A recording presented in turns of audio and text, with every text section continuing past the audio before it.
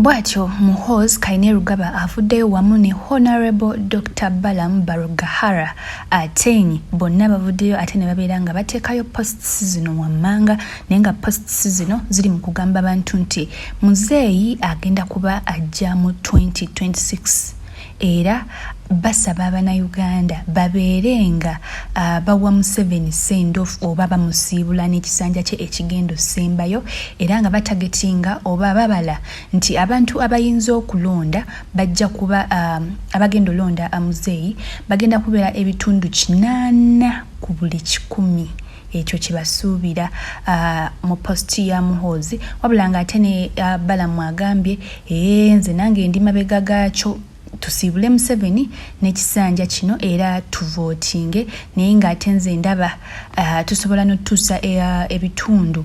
89.3 3%. Wabula ngate mukwano, I welcome you to my channel. This is Patricia's latest and it is Trisha here. Make sure that you don't forget to subscribe, like and share. Tap the notification bell so that you can be notified whenever I upload new videos on my channel.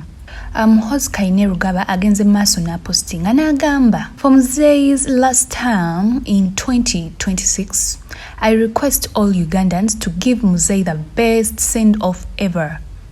Let Muzeeyi get over 80% of the vote for the first time. Target 80%. Bwetyo posti ya Muhoozi bwebadde. Ate ye Honorable Dr. Balaam Barugahara agambye bwati. Agambye, I agree, Supreme Chairman. Let's rally behind Muzeeyi and give him a historic send-off in 2026. Aiming for over 80% of the vote is possible.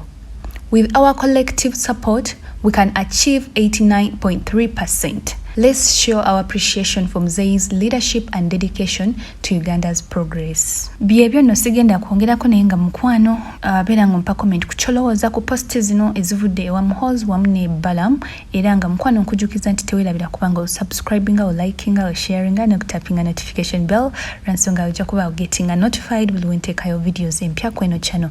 Thank you so much for watching. Bye bye.